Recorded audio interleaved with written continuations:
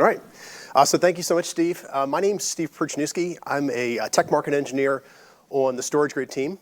So StorageGRID is NetApp's on-prem, software-defined object store, right? So the data management platform for unstructured data.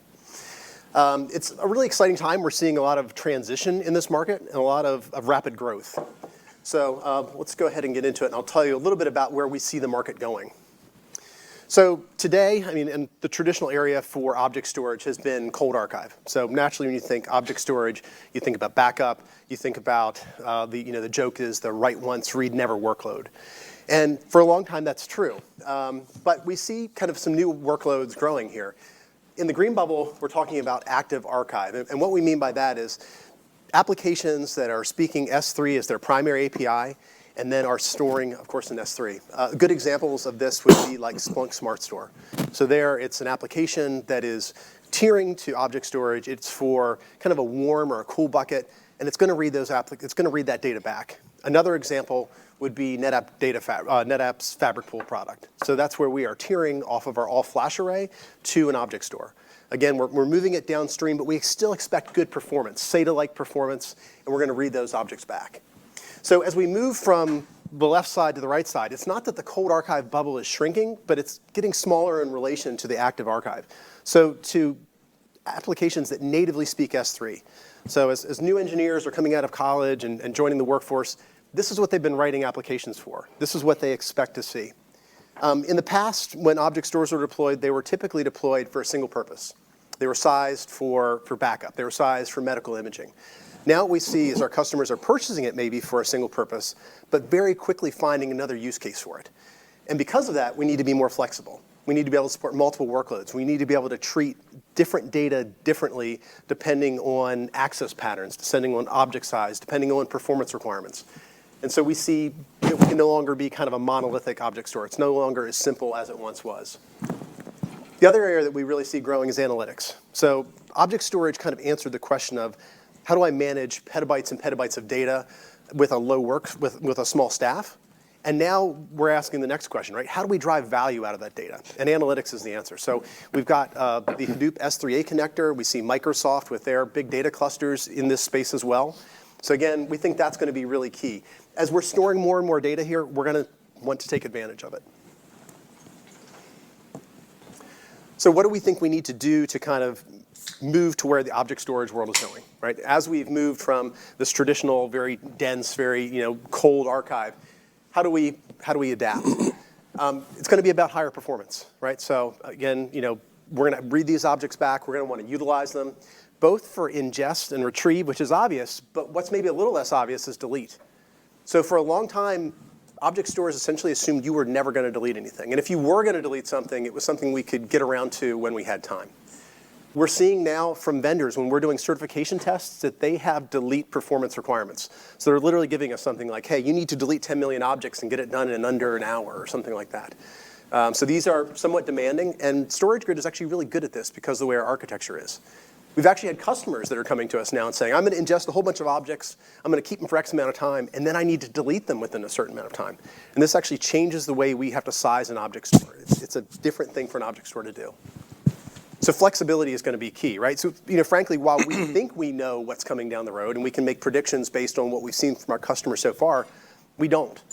So we need to be flexible. We need to be able to handle what's coming next, even if it's unknown. So the idea of supporting mixed workloads and multiple tenants is really important. So mixed workloads, it could be tiny objects and large objects. In the past, we would always kind of size for one or the other. And we find now that we need to maybe size for both, depending on the customers. So the typical workflow is a customer may buy StorageGRID specifically to do Commvault backups. And then their in-house dev teams discover they've got S3 on-prem, and they go ahead and write a whole bunch of applications. And now they've got a whole new workload with new requirements. So the ability to treat different data types with different policies that I can change over time is really key. So I can treat my Commvault workload one way, and I can treat my small object workload that's coming from imaging an entirely different way. So those granular data protection policies, the ability to put data in the right place at the right time. And a lot of times with object storage, performance is about keeping the object in the right place at the time. So StorageGRID is a multi-site object store. If I've got customers in Asia Pac, I want to keep my data close to them. If I'm doing something like a content distribution network where I'm putting media all over the world, the ability to have my media files at the right place and time, like say, for instance, if I'm a karaoke company and I want to make sure that my songs are, full copies at every data center when that song is popular, that's a big difference. And then maybe after no one sings it for 30 or 60 days, maybe I pull it back to my lowest cost data center. So the idea about data placement can be about performance, but can also be about cost. So NetApp, we of course use StorageGRID internally. We have 3 data centers. We've got Sunnyvale, where we're at today, which is our most expensive real estate. So the cost per floor tile is very expensive in terms of power and cooling and just sheer real estate. And then we've got Oregon and North Carolina, and they're really low cost. So for us, if we want to be low cost, our default policy is going to be a copy in Oregon, copy in North Carolina. And actually, it turns out that our lowest cost is to do a single erasure-coded copy in Oregon. So when something really gets cold and we just want to keep it because we're required to, we'll go ahead and keep it in Oregon. So the ability to create policies like that and then change them over time is key. The ability to adapt to new requirements and regulations, right? So our customers are constantly being, challenged with new business requirements. Maybe they acquire another company or a new data center, or there's a new regulation that they have to adhere to. I'm getting a lot of mileage out of the Brexit example, and we'll dig into that further on. But that's actually something that's looming for some of our customers. They've got data that's stored in the UK that has to be stored in the EU, and they're going to have to deal with that should Brexit actually ever finally happen. So the other part is about simplicity and agility, right? So just like the cloud is easy to use, we want to make that same experience of on-prem object storage simple. The ability to easily deploy a tenant, to give them their keys, to create a policy for them. We want that to be the same. So by using these standards, the same tools that our customers are used to using with Amazon AWS, they can now use StorageGRID on-prem as well. So we make a very concerted effort never to do anything that's proprietary. We only do things that will work with that common tool set that Amazon gives you. And lastly, low-touch operations. So this is something that's really important, right? You're managing petabytes and petabytes of data. You need to be able to do it with a small staff. So one of our largest customers, ProSiebenSat, it's a media company in Germany, they're managing, I think it's well north of 50 petabytes, just one. Well, I think it's actually half a person. So it's quite low touch. So what is StorageGRID? So StorageGRID is NetApp's on-prem, software-defined data management for unstructured data. It is an object store that speaks the S3 API as well as the Swift API. By default, it's multi-site. Most of our customers will want to do at least 2 sites. It can be done in a single site. The example here I'm showing, I've got a site in New York, San Francisco, Munich, and Tokyo. And then the key thing here is I can create these data management policies, such that maybe I'm pinning data that has to stay in the EU at my Munich data center, or maybe my financial data in New York close to my financial analysts. Or, again, maybe it's lower cost to run in one of these data centers. So it's about cost, it's about performance, and it's about adhering to regulations. Steve, why do people run, why do they run multiple sites other than location? Because when you said that initially, I was assuming you were meaning they were running multiple sites in order to give them some sort of geodispersal of the data.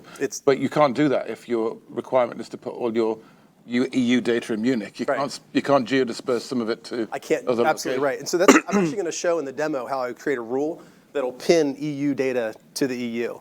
So I can say, I have a metadata tag that says location equals EU. That data has to live in Munich. So while this will all be managed as one big grid, I can actually pin that data specifically where I have to adhere to that. So that means Munich needs to have enough resilient infrastructure to survive as Munich. That's true. So that's a good point. So that's one question we always ask our customers. How resilient does this data need to be? Tell me about the type of failure you want to have. So for instance, what I would probably do is I would do intra-site erasure coding within Munich so that I don't have a single copy. So StorageGRID will let you do a single copy of data. We wouldn't recommend that. Object storage people tend to be way more paranoid about things than anybody else. So while even though our nodes are resilient and have built-in resiliency within the node, we would never say, unless it's an ephemeral workload, in some cases that's okay. Right? So for example, we have developers that are beating on StorageGRID all the time, developing NetApp's products. And the test data that they do is ephemeral. I don't want to waste network resources pushing it all over the place. I don't want to waste disk resources. So for them, I might say, let's do a single copy. So yeah, we can do it. You absolutely would want to make sure that it was protected, even if it was pinned to a single site. Or maybe I'd be running multiple sites within Germany to make sure that that data is there.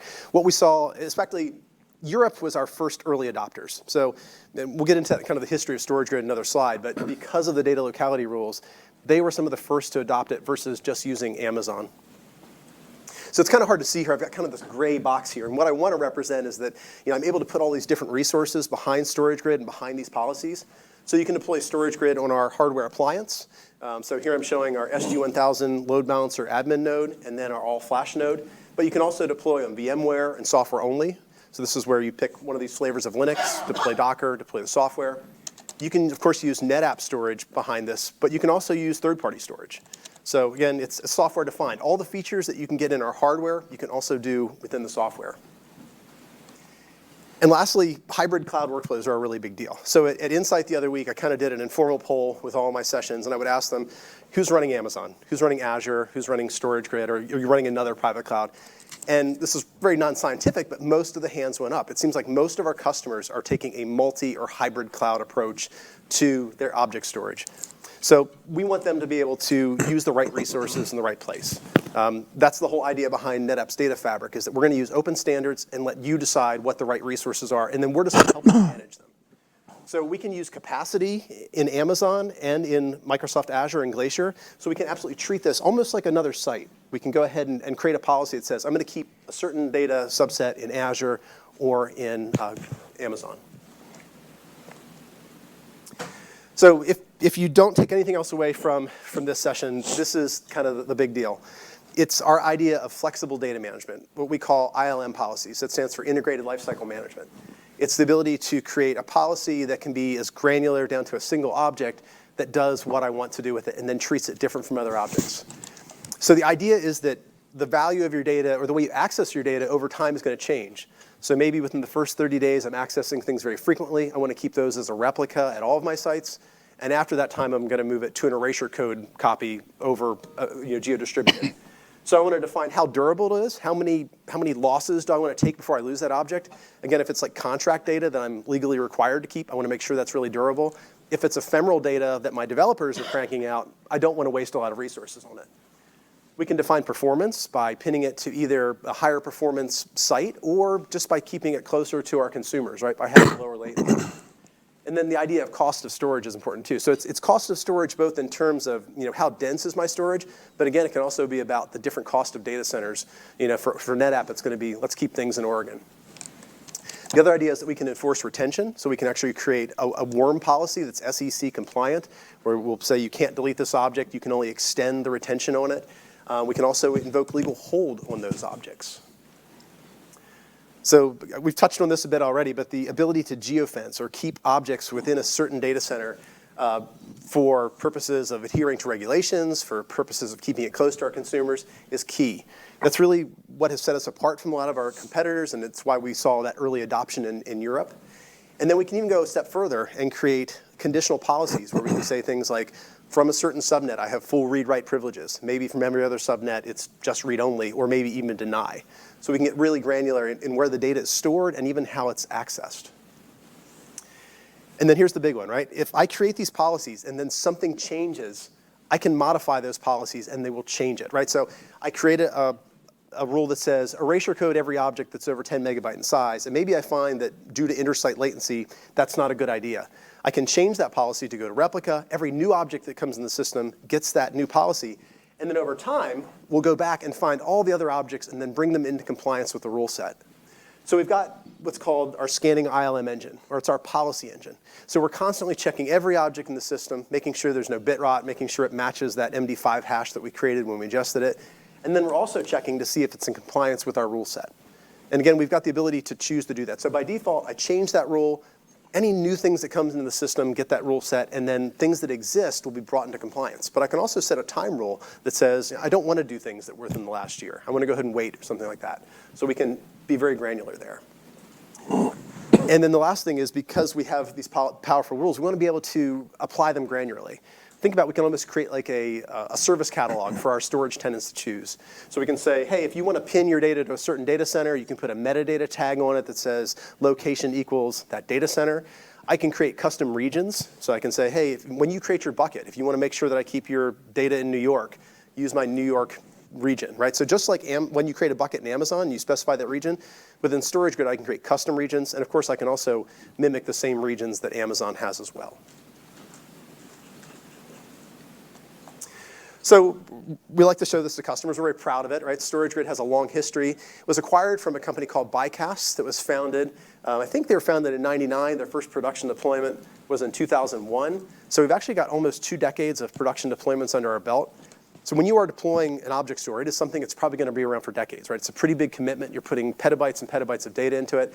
It'll give you a warm fuzzy to know that you're dealing with a company that's been at this for a long time. So when NetApp acquired StorageGRID, right, we knew they already did all of the important things right. They were really good at data integrity. They knew how to do replication. They had this multi-site ability to replicate built in. Around 2014, it became apparent that the S3 API was the one true object storage API to rule them all, and we adopted that. Prior to that, we had been pushing for an open standard called CDMI. A lot of other vendors, including us, supported it, but it didn't really see good adoption. So the S3 API really brought this to the forefront, and with the just wealth of applications that are being built for it, it really started to drive adoption. So we've got this long history, but we've also now committed to doing 2 releases a year. So this is a rapidly evolving space, and frankly, we're trying to keep up with Amazon. As they introduce new features, we want to adopt them as rapidly as possible to keep up, and this is what our customers expect. So the release that we just did in the fall is 11.3. This was announced at Insight 2 weeks ago. We introduced our all-flash appliance, and we also introduced what we're calling the SG-1000 services node, and I'll get into those in the next couple slides. So this has kind of been our guiding mantra here. We want to make things really simple. So object storage in the past has been traditionally really difficult to deploy, right? It's always been a professional services engagement. We are making it simple to deploy, simple to consume, simple to live with over the long haul. So we want to enable streamlined installation, no matter which platform you're on. And we also want to enable low-touch operations. So everything we do is API-driven. We do APIs first. I'll show you that in the demo. All the things that you can do within the UI, you can invoke through the API so that you can automate them. And then scale is really important too, obviously, right? So customers are going to want to store, up to hundreds and hundreds of petabytes in this. This is where it makes a lot of sense versus keeping it in the cloud for terms of cost. So having a massive distributed namespace makes sense. And then we're also extending that to the cloud. So we're able to use resources from the cloud. We essentially will keep the metadata for those objects on-prem, but we can now use capacity in the cloud. And we're also enabling our tenants to use resources in the cloud with what we call platform services. And then finally, we want to help our customers go faster, right? So we're introducing that all-flash node, and we're introducing, we've been optimizing for Fabric Pool. So Fabric Pool, again, is NetApp's product where we're tiering from our all-flash array to Object Store. But effectively, what we're doing to be efficient for Fabric Pool is doing a better job of range reads. So range read is when an application essentially gives you, one big object and then only wants a piece of it back. A lot of backup vendors do this, right? So they'll put together, a 10, 15 meg object, give it to StorageGRID, and then when they want to do a restore, they only want a piece back. So we've optimized that ability to find that object, to read that first packet, and then scrub inside it to get that thing. So in the past, we had always talked about this in media. I'm uploading, a 3 gig movie, and now I only want to watch minutes 65 through 72, scrubbing inside that.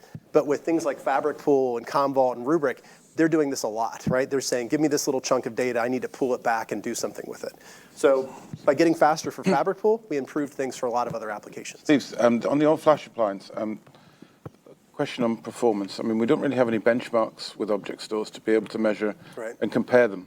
How are you demonstrating performance of your all-flash appliance and the need for that? Right. Like, for example, multi-streaming or the ability to ingest objects rapidly or whatever it happens to be, and demonstrate why all-flash becomes relevant. It's really about low latency with all-flash. That's where we're getting the most benefit today. And there's frankly, a lot of headroom in that appliance too.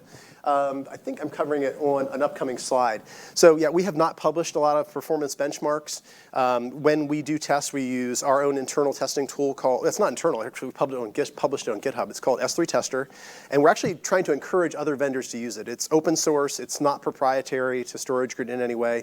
It's a very simple and easy tool to use. And then we also use we use CosBench as well, which is kind of the standard.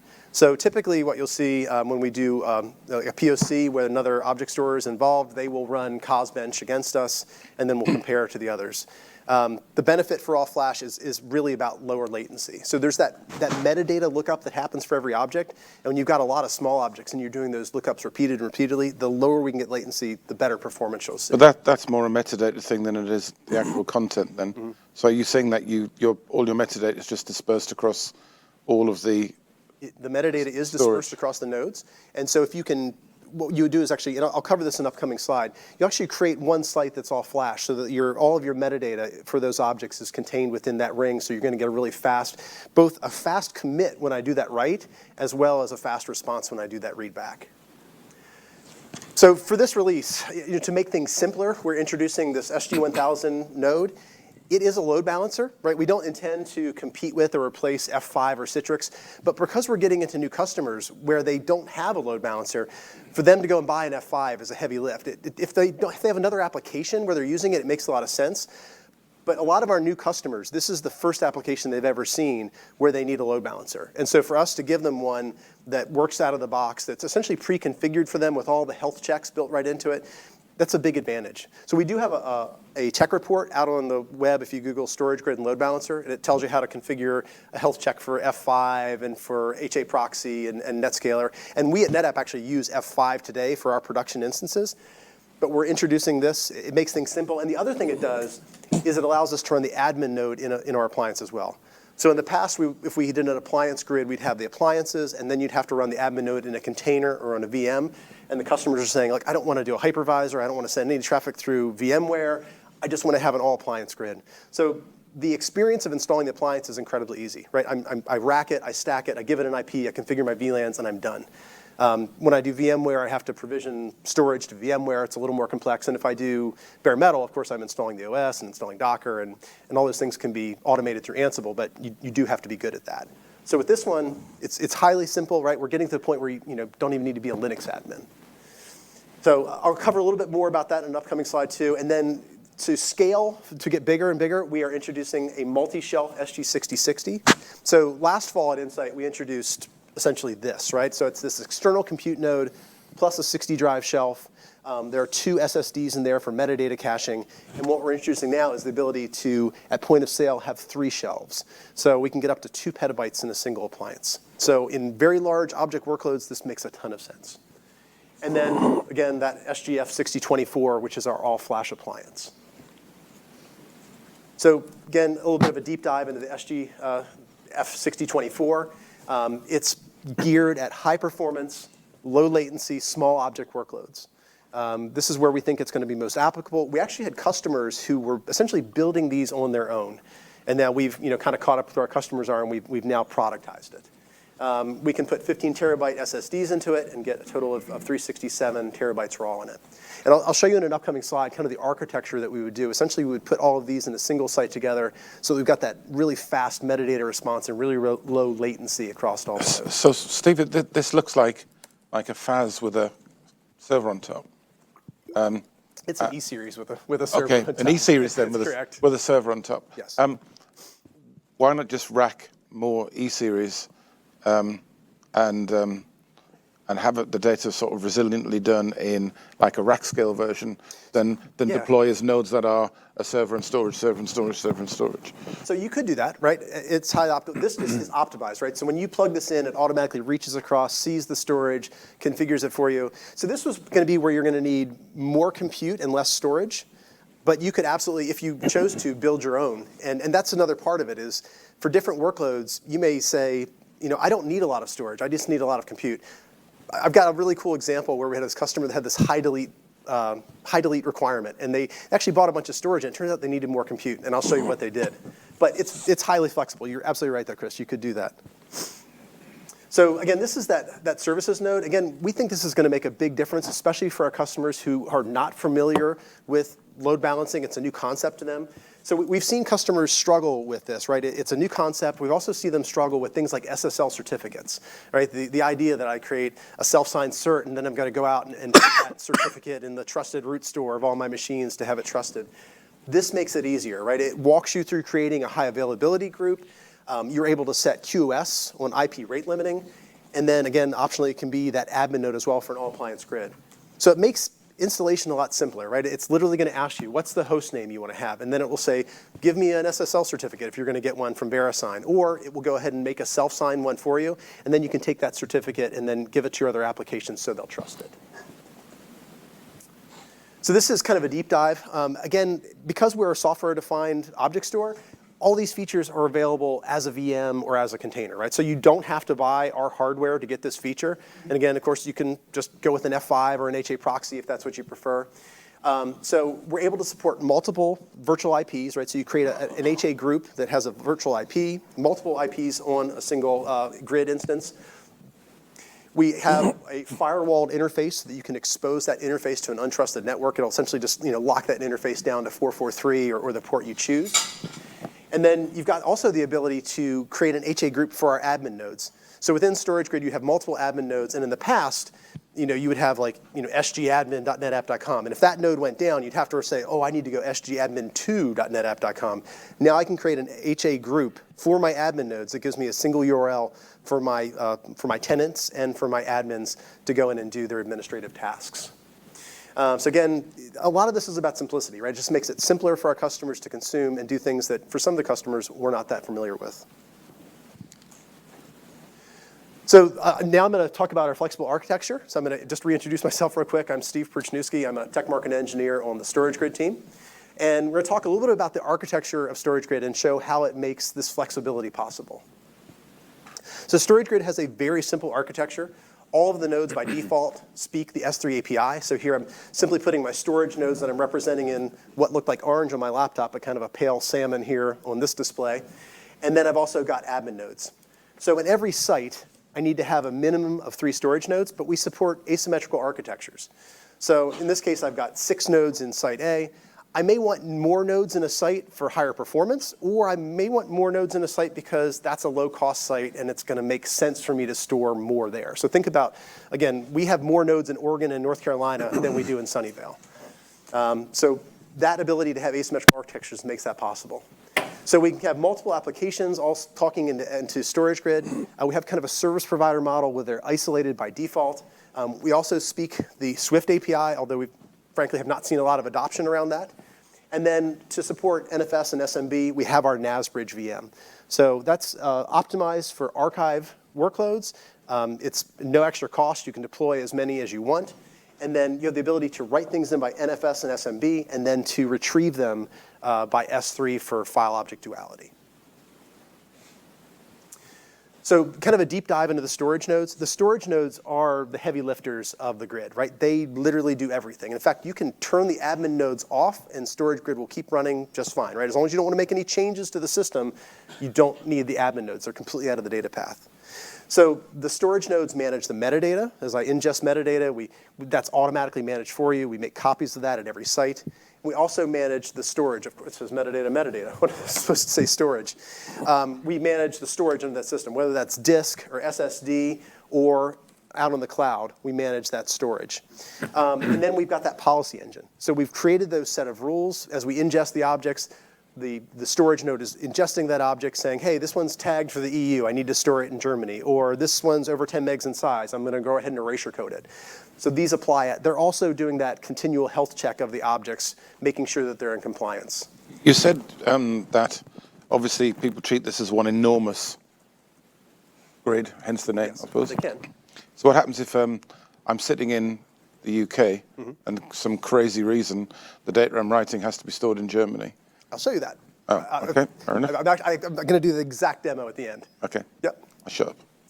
So again, we need a minimum of 3 storage nodes because of the way we store metadata. And again, this is supposed to be storage here. So I was supposed to come back and tweak that during lunch, but. So what do the admin nodes do, right? So the admin nodes are your tenant portal, right? They present the web UI for you to interact with it. It's where you log in, create users, create policies, create groups.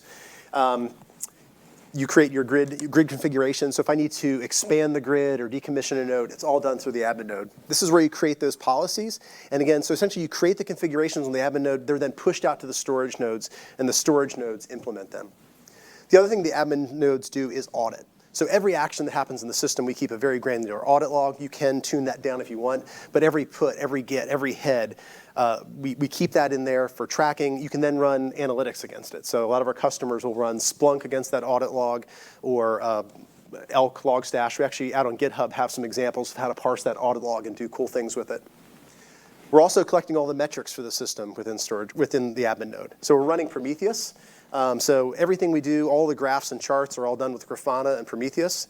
And that also means that if you want to extract these out into a big dashboard, so we see this at a lot of service providers where they've got, in the NOC a bunch of applications they're looking at, they're pulling out key metrics from StorageGRID and putting them up on that big screen so they can monitor them.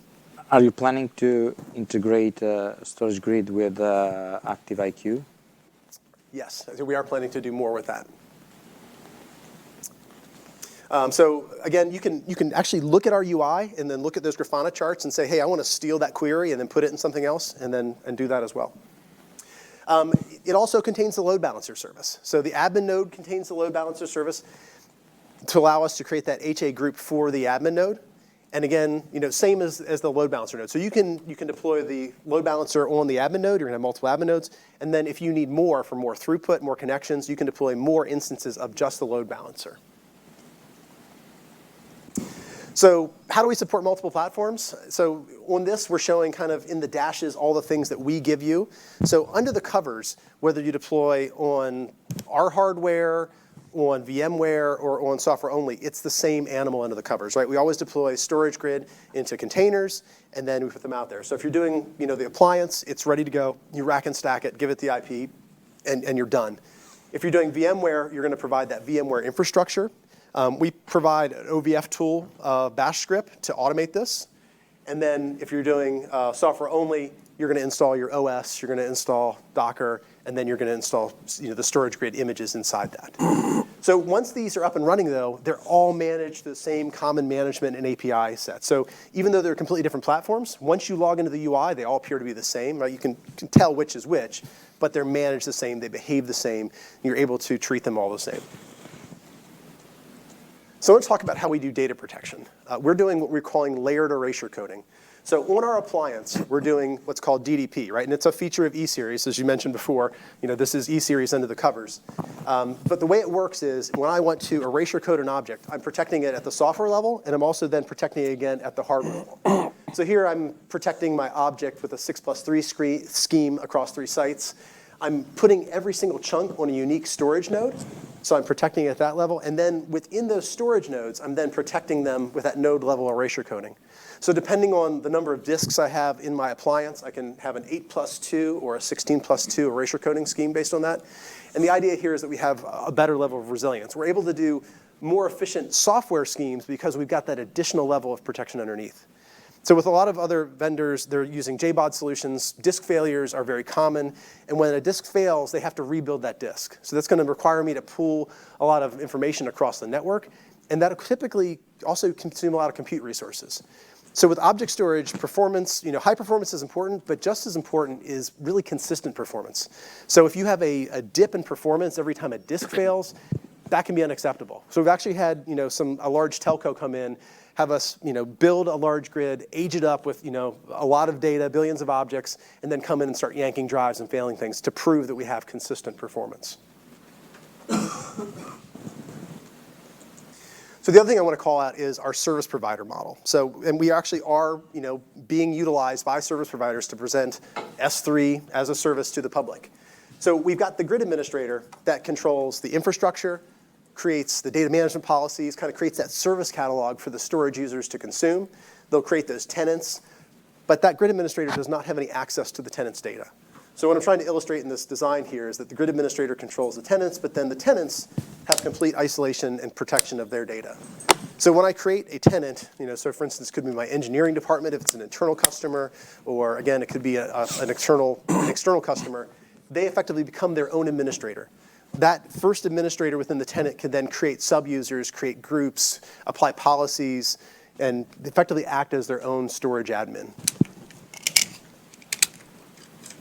So here's an idea of a distributed grid. The idea here, I've got multiple sites, New York, UK, and Hong Kong, and I'm creating this single S3 endpoint that I can then globally load balance all of it. So that's kind of the high level, basic thing you'd expect people to do. You could also create individual URLs. So I could create, s3.ny.com or s3.uk.com if I wanted to let my customers write into a specific site.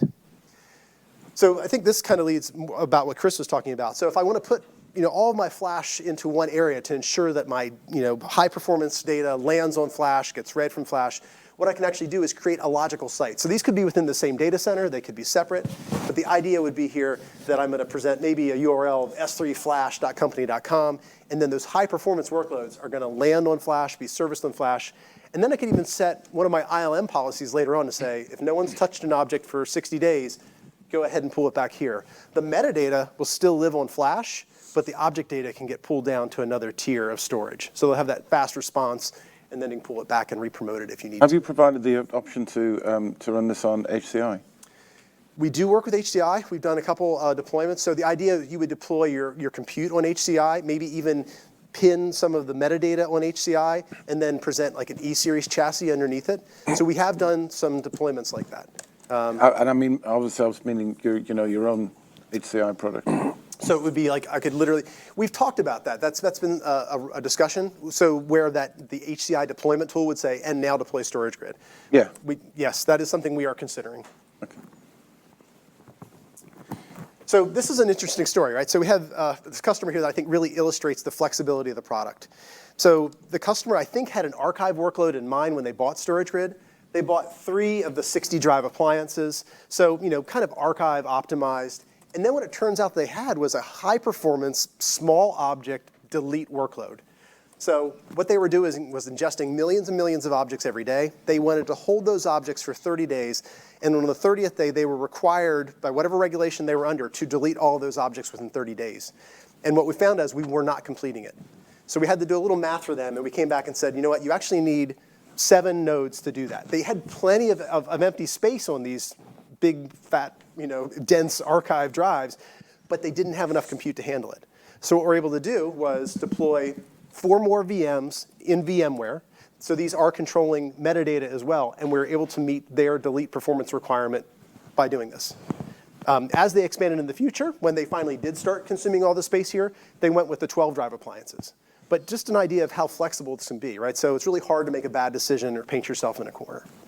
If I started with something like that and then came along and said I needed to expand, and I put in another one of those appliances or another 2, where does my new data land, and how do you redistribute the data across the nodes to maintain performance, especially for customers that continue to scale and maybe have to deploy new hardware on a regular basis? Right.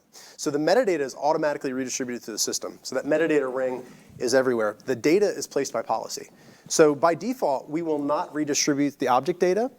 You could change your policy to make that happen. But what happens in a large grid is when I make my request into the grid, it's most frequently the case that the node that the load balancer sends me to actually doesn't have my object. So it has to do a lookup, and then it does a remote fetch. So StorageGRID effectively does remote reads all the time, and this works just fine. But so in a large grid, when you continue to expand, you may even have nodes that become full.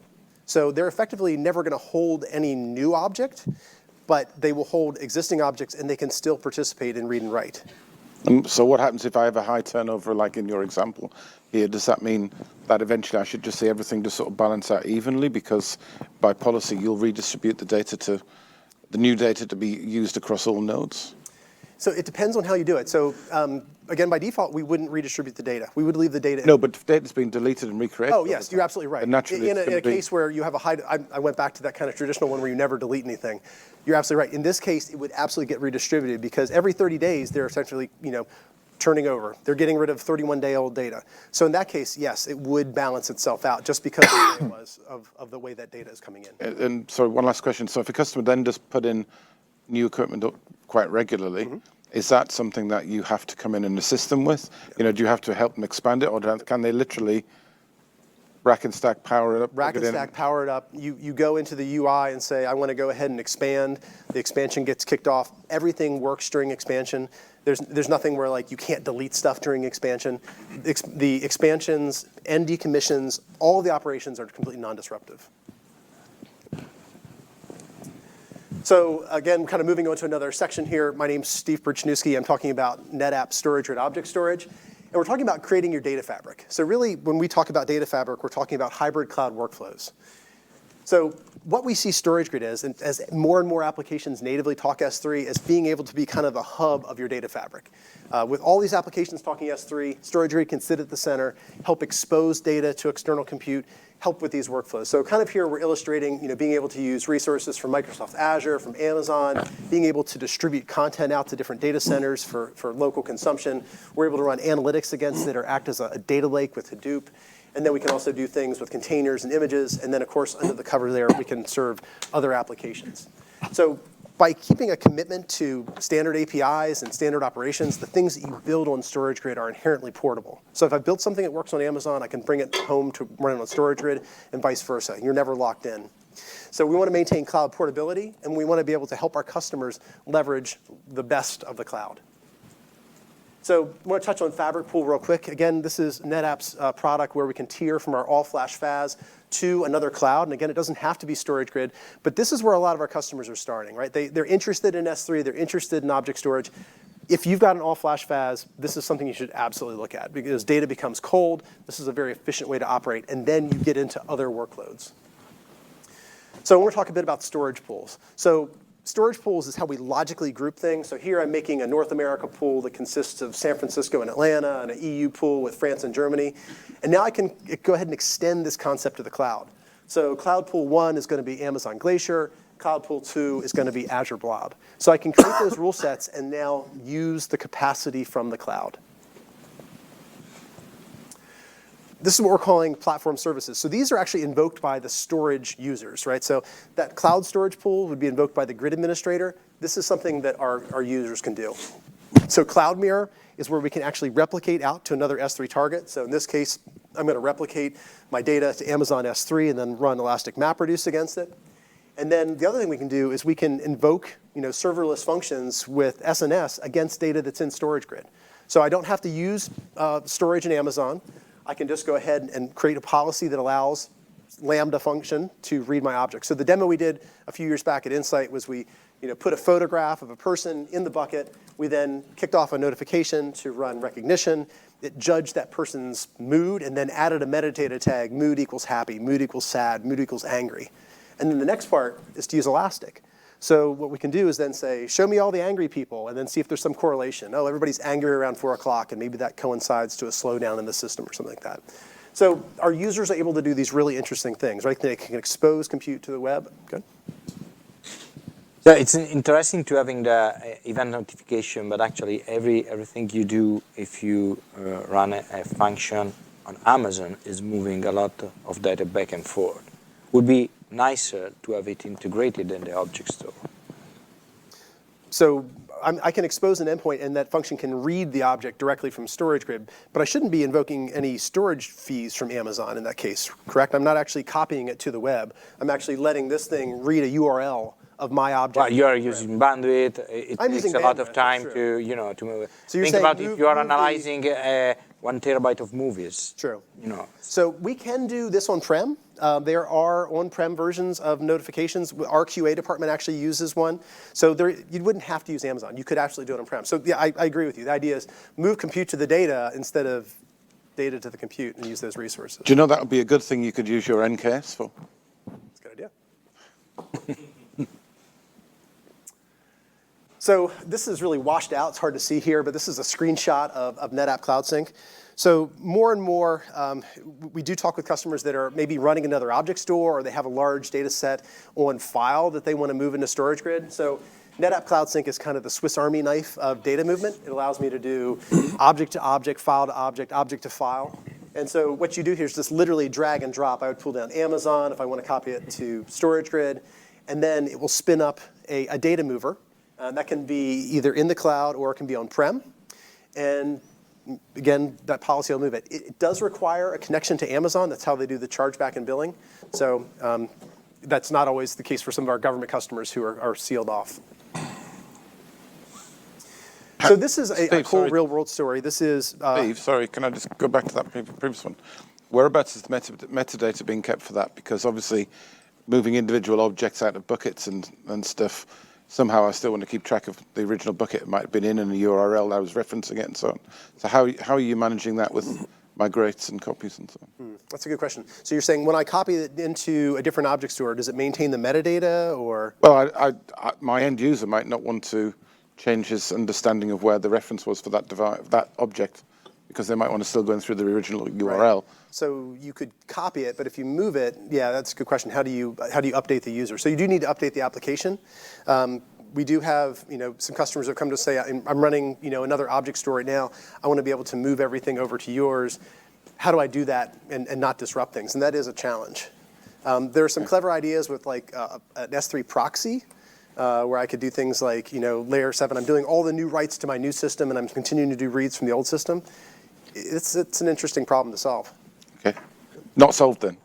That's not solved. Okay, right, okay. Fair enough. So I want to illustrate this. I think this illustrates a lot of cool things here. So this is NetApp's upload.netapp.com. So if you are a NetApp customer and you're uploading a large support file to support, right? That has been a painful thing in the past. So in the past, you actually had to have a browser plug-in, and then you're uploading this multi-gigabyte file, and if it failed at some point, you had to start over again. So now our dev staff has created upload.netapp.com. It's using S3 multi-part upload. So it's taking that object, chopping it up into a bunch of little pieces. It streams it out. If it fails for some reason, it'll pick up right where it left off. You can actually start it on one laptop and finish it on another. And the other cool thing it does is it actually adheres to European data locality rules. So what this will do is you log on to upload.netapp.com, and it will say, are you from Europe? And if you are, it will send all of your data to our Amsterdam data center. There are certain files that have to stay in the EU. These are human readable files.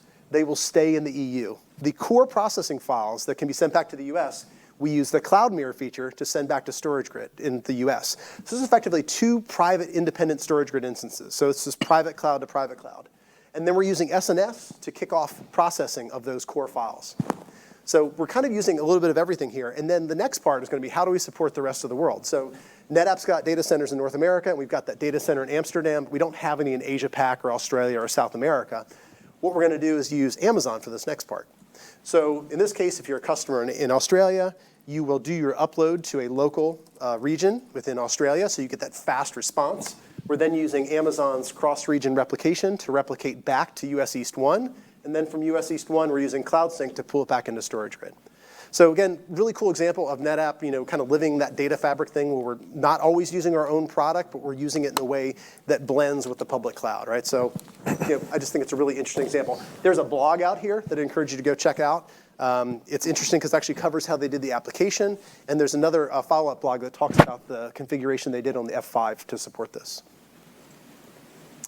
So I'm going to get into a demo here in a minute. And here's the situation that we find some customers coming into, and kind of illustrates how the world is changing and how you need to be flexible. So today, this is perfectly valid, right? The UK is part of the EU. So we actually have a customer. Still. Right, I mean, check. Make sure I'm not saying anything that's not true anymore. But we literally have a customer. We don't know. I mean, that will be in this situation, right? So if the UK is no longer part of the EU, they will have a subset of data they need to evacuate. And they'll use ILM rules to do that. And I'm going to show that in our demo. So at this point, I'm going to pop over to my StorageGRID system. And I'll just sit down real quick here. So I'm logging into StorageGRID. This is an instance that's running internally. It's on VMs, right? So I don't actually have a data center in France, Germany, and UK here. But as you log in here, you get this dashboard view. If there's any alerts or alarms, they'll show up here. Right now, it's telling me I don't have a valid license. It's just a lab. And then we can see the space that's used and the resources that are available in my 3 data centers. So Germany is actually a little bigger than the other 2. I've got a bit of an asymmetrical architecture going. And then I've got this one big ring that shows me the overall performance or the overall capacity of the whole grid. And again, things can be asymmetrical as I create these data management rules. So again, if I had any alarms, we could drill down into them. Right here where it talks about ILM, this is really key to StorageGRID, right? So as we're applying those data management rules, we want to make sure we're doing it in as near real time as possible. So if we see that a waiting client queue bump up during the day, that's perfectly acceptable. If we see it keep climbing and climbing, we need more resources. And a lot of times with those rules where I'm moving it across geography, the resource I might need is more bandwidth. So again, we can show you that information and help you design the right grid. If we dig into our nodes view, we can then see how everything is distributed. So I can take a look at things from the grid perspective, from the perspective of a single site, and then I can start drilling down into my individual nodes. So in Germany, for instance, I've got 2 of my gateway nodes, which are really load balancers. I've got 4 storage nodes. In the UK, I've got an admin node. I've got an admin node in France. And then I've got more load balancers as well. So what I did was I created an HA group for Germany and for the UK. So I've got my German HA group, which I'm bonding together my 2 load balancers for high availability. I did the same thing in the UK. And then I made corresponding load balancer endpoints. So if I want to write to the UK, I'm going to write to the URL s3-uk.netapp.com. That correlates to the VIP of that HA group. And when you do this, it will prompt you for an SSL certificate, right? So this is something a lot of our customers have struggled with. It'll say, hey, what's your name going to be? Do you have an SSL cert from your CA? Or go ahead and I'll create one for you. So the next part we want to do is go ahead and do a logical configuration. So let's go ahead and create storage pools. So in this case, I've created a pool for the UK, which contains nodes from the UK. And you can see I've got 3 nodes there. Went ahead and did the same thing for Germany and France. I also went ahead and created a pool specifically for geo-distributed erasure coding. So in this case, I'm taking all my nodes and I'm creating an EC rule that will take advantage of them all. And then down here at the bottom, you can see I've got a cloud storage pool. So in this case, I've created a bucket in Amazon that effectively acts the same as one of my other pools. I can make a rule that puts things there. And let's go ahead and look at the way we do erasure coding. So again, I'm going to take advantage of that big ECU pool and do a 4+2 across those sites. So that gives me site redundancy. It shows me how many nodes I can lose. I can also do just erasure coding within Germany. So if I've got a certain subset of data that has to stay in Germany, I still want to protect it, obviously, I could do something like create a 2-copy policy, or in this case, I'm just doing 2+1 across those 4 nodes. So let's go ahead and get into our rule set. So now we've got these resources defined. Now I'm going to create a set of rules that will take advantage of them. So in this case, I've gone ahead and created a couple different rules. So this is my rule that says I'm going to tier to Amazon. So in this case, I say, hey, if you make a bucket that starts with AWS dash, then I'm going to keep 1 copy in the cloud, and I'm going to keep 1 copy on-prem. And then, of course, I've got a rule that I can do something like age to erasure coding. So we see a lot of our customers doing something like this, where they are starting off with a number of full copies, and then over time, they're going to move it to erasure coding. So here I'm doing 2-copy round robin over 3 sites, right? So you give me an object, I make 2 copies, 1 in France, 1 in UK, maybe the next one's in UK and Germany, and I'm round robining if it's over a megabyte in size. So here's kind of the big one I want to talk about right now. So in this case, I've created a rule for my EU data. So what I've done here is I've said, hey, if your metadata location, right, your user metadata is location equals EU, then I'm going to do 2 copies round robin over UK, France, and Germany. And today, that's perfectly OK. So what I'll do is go ahead and pop over to my Amazon CLI. Let me just clear this real quick. I'm going to go ahead and copy my object called EU-data.text. I'm going to put it in my test bucket, and I'm going to add that metadata tag location equals EU. And the endpoint I'm doing it to, I'm writing it to my UK data center.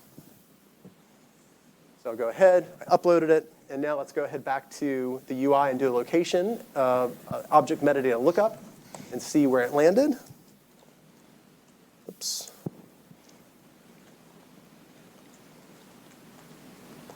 So we can see I've got a copy of it on my storage node number 2 in the UK, and then storage node number 1 in France. So again, this is perfectly OK as long as Brexit hasn't happened.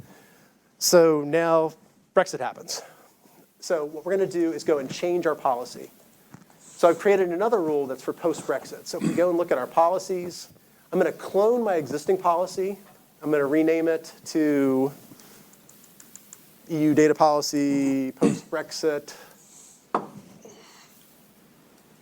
you can see I've been doing this a few times in practice. So I'll call this one 4, and I'll say the EU is out. Or I'm sorry, the UK is out. So I want to go ahead and select my rules. So in this case, I'm going to add my EU post-Brexit rule. And if we take a look at that, we can see that it no longer contains the UK, right? So now I've got France, I've got Germany, got that same metadata location tag. You do know, Steve, that there will be data that will actually stay in the UK and we'll take out of Europe. It's not all going to be one-way traffic of all data leaving the UK going to Europe. OK, this is getting Bringing our own personal. data back now. Yeah, there must be something we have that Europe wants. Exactly. So there needs to be another policy for doing it the other way around, doesn't there? Yeah, so that's the beauty, right? You can change your policies and make happen what you need to happen. So in this case, I'm going to go ahead and remove my other EU data rule. And the other important part here is the ordering of the rules, right? So rules are evaluated or objects are evaluated against this rule set. So I'm going to make sure that my post-Brexit EU rule is up here at the top, saying it's France and Germany. And I'm going to go ahead and save this policy. And now at this point, it is a proposed policy. It's not been activated yet. A bit like Brexit. A bit like Brexit, exactly. So the important thing here is before you ever activate a policy, you want to test it out. A lot of our customers are creating policies to delete data. You want to be really, really sure that you don't accidentally delete the wrong data. We will totally be able to show you in the audit log and in here why your data got deleted, but it won't make you feel any better. So what you want to do is come down here and click the Simulate button, and I'm going to go ahead and evaluate that same object. And what it will show is that it's going to match my new EU post-Brexit rule. I'm going to say Finish, and then I'm going to activate it. It's going to say, hey, are you sure you want to do this? Because now stuff is going to start happening. So if I was a patient person, I could wait some amount of time, and it would move that object for me automatically. But for purposes of this demo, I'm just going to go ahead and upload the same object again. It'll upload, and now when we come back to here, we'll go ahead and do that object lookup again. And